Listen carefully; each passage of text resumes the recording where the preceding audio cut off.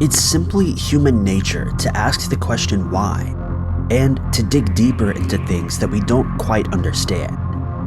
However, there are some mysteries that may never be explained. Number 5. In 1993, Jody Hoenstler moved to Mason City, Iowa from Long Prairie, Minnesota, to begin working for the TV station KIMT-TV. Jody quickly became the golden girl of Mason City, and locals were drawn in by her beauty and happy personality. When she didn't show up for work at her shift at KIMT-TV on June 27, 1995, her co-hosts knew that something was very wrong.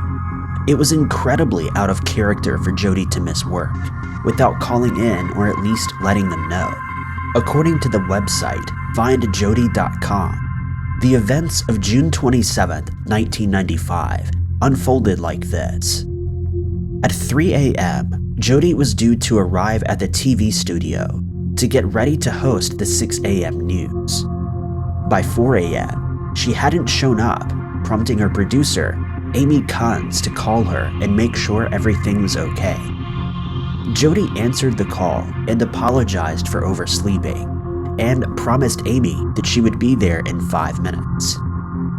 An hour passed, and by 5 a.m., Jody still hadn't arrived at the TV studio, and her producer's anger began to turn into concern.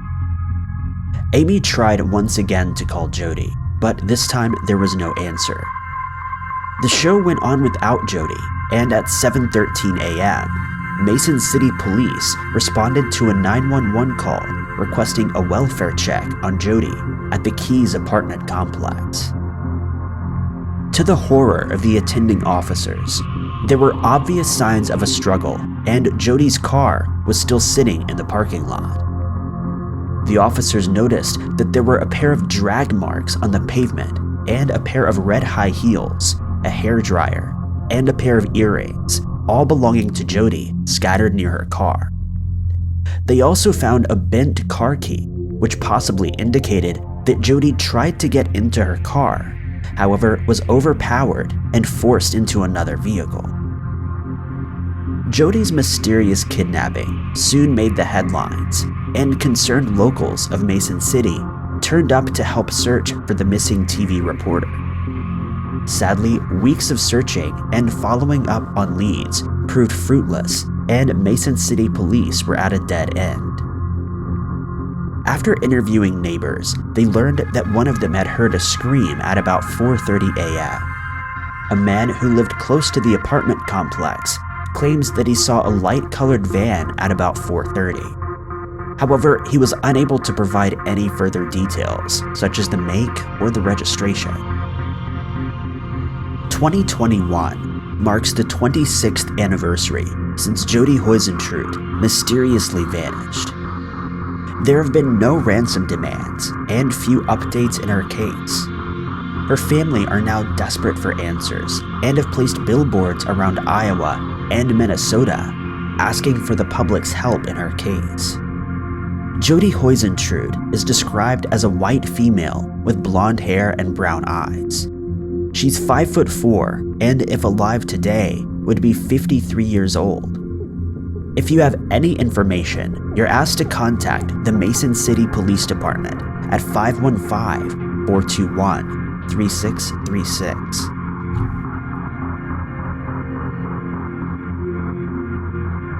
Number 4.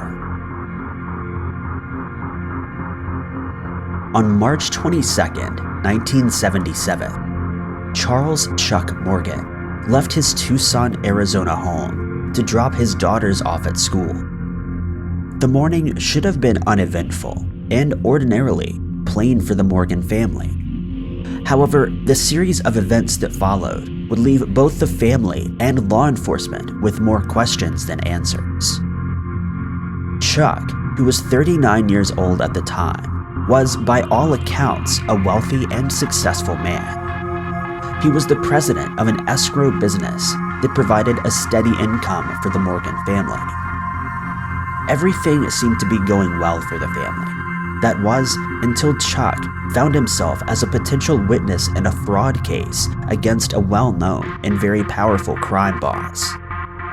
From that moment on, Chuck's life began unraveling in front of him, and it all came to a head on March 22, 1977. After dropping his daughters off at school, he mysteriously vanished, leaving his family terrified that something terrible had happened to him. It wouldn't be until 3 days later that a disheveled Chuck arrived back at the family home. His wife, Ruth Morgan, told investigators that when Chuck returned home, he only had one shoe on, had a handcuff around his ankle, and that his hands had been bound. To add to the mystery, Chuck was unable to speak, and when talking with Unsolved.com, his wife Ruth said, quote, "I was in bed and the dog started barking. I got up, went to the door and opened it, and there was Chuck.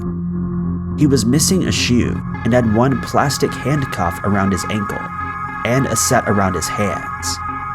When he motioned to his throat and didn't say a word, I asked him, 'Can you talk? Can you write?'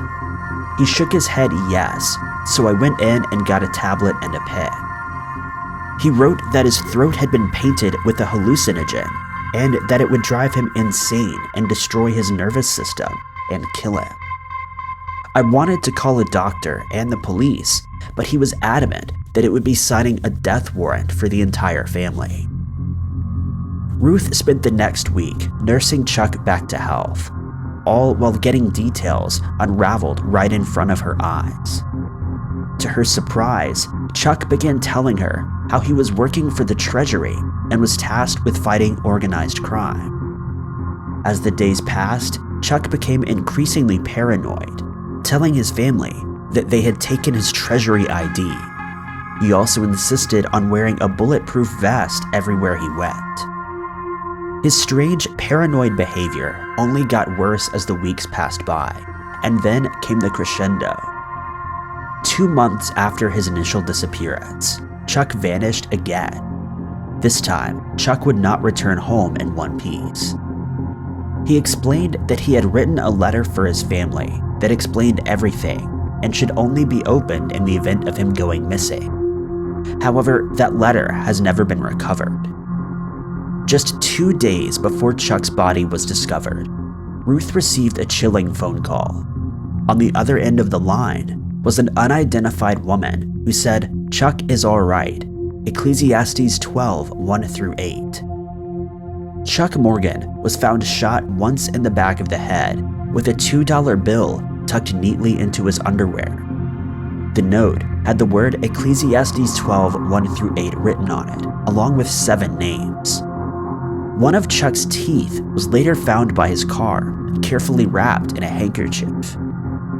It's believed that Chuck was taken out by the mob or an organized crime syndicate for his investigative work. After Chuck's body was found, the same woman who called Ruth also called the police. The official conclusion is that Chuck Morgan was responsible for his own death. However, his family are not convinced.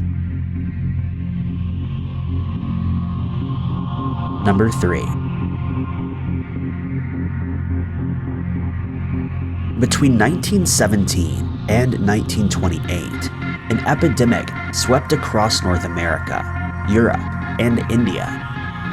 Over 500,000 people were affected by a so-called sleeping sickness. The main symptom of this mysterious disease was a high fever, sore throat, headache, and lethargy. It may also cause changes in sleeping habits, and in some cases was fatal. The disease works by attacking the brain, which can leave sufferers in a state of paralysis, standing like a statue, unable to move or speak. While the main peak of the disease was seen between 1917 and 1928, there are other reported cases, such as those studied by Dr. Oliver Sacks in the 1960s.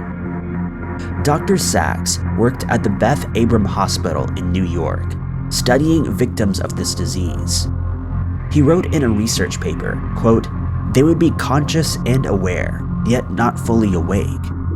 They would sit motionless and speechless all day in their chairs, totally lacking energy, initiative, motive, appetite, affect, or desire.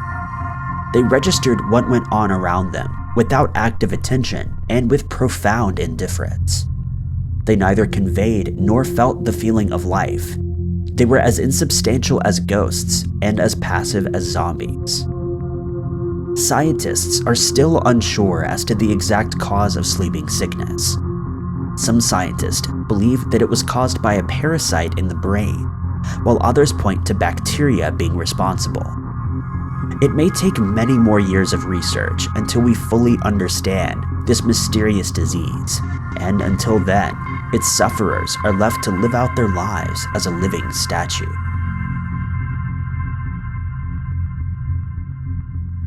Number 2.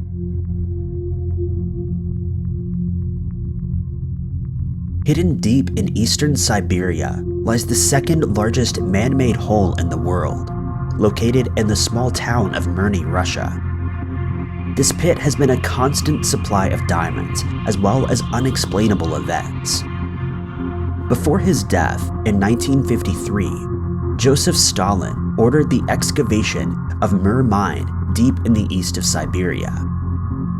In 1955, 2 years after his passing, the work finally began, and the officials of the Soviet Union were excited to get their hands on diamonds. For another 2 years, Soviet citizens worked in brutal conditions of -40 degrees Celsius and permafrost to create a mine that is 525 meters deep and about 1,200 meters wide. Nonetheless, they persisted and used jet engines to help with the temperatures and dynamite to cut through the permafrost. By 1957, the work was complete and open pit mining finally began, and much to the delight of the Soviets, the mine contained more diamonds than they could have ever dreamed of. Geologists had performed tests years before, and soil samples contained kimberlite, which is associated with diamonds. However, they didn't have a quantitative amount of what they would uncover. By the 1960s, the Mir mine was pumping out over 10 million carats of diamonds per year, an unnatural amount even for a mine its size. After the dissolution of the Soviet Union, it was estimated that the Mir mine had over $13 billion from its diamonds alone.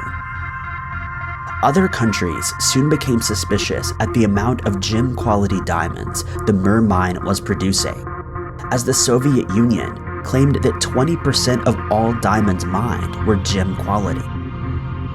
In an attempt to catch them in a lie, the De Beers Group, the world's biggest distributor of diamonds, requested a tour of the mine to confirm its legitimacy. The Soviet Union did their best to delay this tour and tried to put a halt to it altogether, resisting at every turn. After 7 years, the Soviets relented, allowing the De Beers Group a measly 20 minutes inside the mine. Of course, the De Beers Group were unable to make a full inspection of the mine in just 20 minutes, and the truth about the Mir mine has been concealed ever since. The mine has since been taken over by a private company, with the airspace above the mine being completely restricted. Officials have explained that the airspace is restricted because of the sheer size of the mine, as it's enough to drag helicopters down into a vortex. But conspiracy theorists are not convinced. The true inner workings of the mine have never been revealed, and all of those involved with the mine have remained extremely tight-lipped about its operation. The real question that everyone wants to know is, what is it that the Russians are so desperately hiding from the rest of the world? Number 1. Construction builders were undertaking work on January 25, 2010, at the co-op site between Angel Street, Danzig Street, and Miller Street in Manchester when they made a harrowing discovery. While excavating the site to prepare it for building work, they discovered 3 patches of carpet. As they slowly moved the carpet, they came across human skeletal remains. As the construction workers looked further, they found that bodies had been wrapped in a piece of orange carpet, a piece of dark blue carpet, and a piece of blue carpet.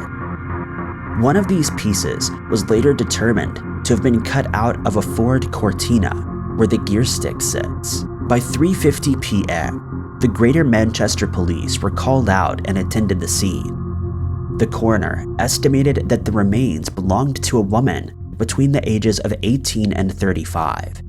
And more disturbingly, she died between 1970 and 1980, meaning that her body had been concealed there for 30 years.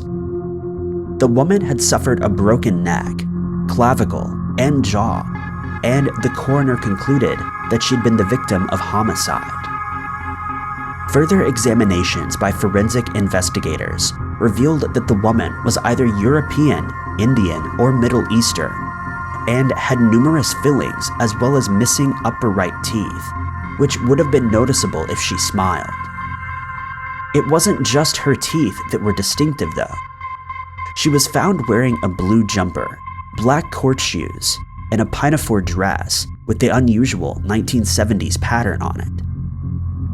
Greater Manchester Police appealed to the public in the days after her discovery, as her details didn't match up to any missing persons reports, and no next of kin came forward to claim her body. Weeks passed and no one came forward with any information, leading police to call her the Angel of the Meadow, after the area she was found in. In the Victorian era, the area was known as the Angel Meadow and had a reputation for being one of England's worst slums, with Frederick Ingalls calling it hell upon earth. As of writing this episode, it's been 11 years since the discovery of the Angel of the Meadow, and we are still no closer to finding out her true identity. In 2015, she was buried in an unmarked grave in Manchester's Southern Cemetery. There have been a few leads over the years, with Greater Manchester Police believing that the Angel of the Meadow is possibly from Tanzania. However, no further comment has been made in regards to this. If you have any information about the Angel of the Meadow, you're urged to contact the Greater Manchester Police at 0161 872 5050. Thank you guys so much for watching. If you liked this video, be sure to click that like button. Also, don't forget to subscribe and click that notification bell to keep up to date with all of our future uploads. But I've been Ty Knotts, and I'll catch you guys in the next video.